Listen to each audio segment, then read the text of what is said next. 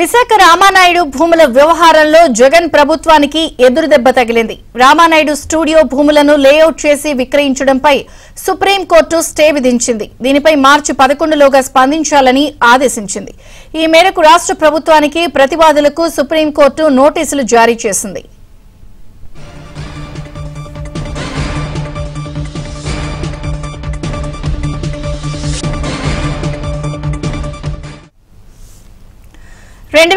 September 13న ప్రభుత్వ ఉత్తర్వుల్లో పేర్కొన్న అవసరాలకే ఉపయోగించాలని ఆదేశించింది. ప్రభుత్వ ఉత్తర్వులకు భిన్నంగా ఎలాంటి ఇతర కార్యకలాపాలకు భూములు వినియోగించవద్దని సుప్రీంకోర్టు ఆదేశించింది. అయితే రామానాయుడు స్టూడియోకు 2003లో సినీ అవసరాలకు ప్రభుత్వం భూమి కేటాయించింది. ఇక ప్రస్తుతం రాష్ట్ర ప్రభుత్వానికి ప్రతివాదులకు మధ్య జరిగినటువంటి ఈ వాదనలో సుప్రీంకోర్టు నోటీసులు ఇచ్చింది. రామానాయుడు స్టూడియోకి సంబంధించిన వ్యవహారంలో సుప్రీం ఏం చెప్పిందో మరిన్ని వివరాలు ఢిల్లీ బ్యూరో చీఫ్ కృష్ణ అడిగి తెలుసుకుందాం. కృష్ణ, విజయచంద్రిక, విశాఖపట్నంలో ఏదైతే రామానాయుడు స్టూడియోకి సంబంధించినటువంటి భూముల వ్యవహారంలో సుప్రీంకోర్టులో జగన్ ప్రభుత్వానికి చొక్కెదురైందనే చెప్పొచ్చు. జస్టిస్ అభయ్ ఓకా, అదేవిధంగా జస్టిస్ ఉజ్జల్ భుయాలతో కూడినటువంటి ధర్మాసనం ఈ రోజు ఏపీ ప్రభుత్వానికి నోటీసులు జారీ చేసింది. 2003 సెప్టెంబర్ 13న ప్రభుత్వ ఉత్తర్వుల్లో పేర్కొన్నటువంటి అవసరాలకు మినహా ఎలాంటి కార్యక్రమాలకు ఈ భూములు ఉపయోగించకూడదంటూ కూడా ఈ ఆదేశాలను జారీ చేస్తూ ఈ రోజు ఒక స్టేని కూడా విధించింది. ఏపీ ప్రభుత్వం ఇచ్చినటువంటి ఆదేశాలపైన కూడా సుప్రీంకోర్టు స్టే విధించింది. స్టూడియో భూములను లేఅవుట్ చేసి అమ్మకాలు చేయాలంటూ ఏపీ ప్రభుత్వం భావించింది. దానిపైన సుప్రీంకోర్టు స్టే విధిస్తూ ఇద్దరికి, రాష్ట్ర ప్రభుత్వానికి అదేవిధంగా ప్రతివాదులకు కూడా నోటీసులు జారీ చేసింది.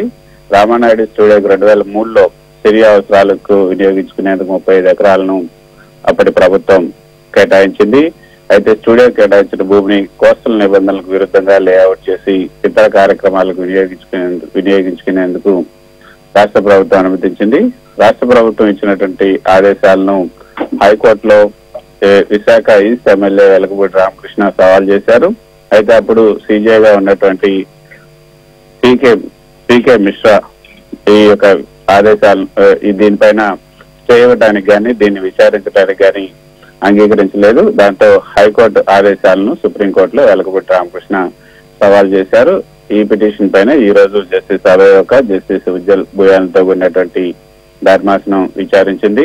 ప్రభుత్వానికి కనీసం నోటీసులు కూడా ఇవ్వకుండా హైకోర్టు కొట్టివేసిన దాన్ని కూడా సుప్రీంకోర్టు ఈ రోజు తప్పుపట్టింది.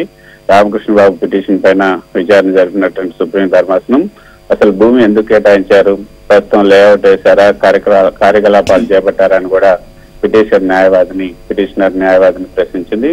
విశాఖలో సినీ స్టూడియో నిర్మాణానికి భూములు కేటాయించారు. అందుకు అనుగుణంగా అక్కడ ఎలాంటి పనులు చేపట్టకుండా లేఅవుట్ వేసి అమ్మకాలకు సిద్ధంగా ఉన్నారని ధర్మాసనం దృష్టికి తీసుకొచ్చారు. ప్రభుత్వం 2003లో కేటాయించిన అవసరాల మినహా ఎలాంటి కార్యక్రమాలు కూడా చేపట్టకూడదంటూ ఈ రోజు ధర్మాసనం స్పష్టం చేస్తూ ఈ ఏడాది మార్చి 11లోగా స్పందించాలి అంటూ రాష్ట్ర ప్రభుత్వానికి ఇతర ప్రతివాదులకు కూడా ధర్మాసనం నోటీసు ఇచ్చింది.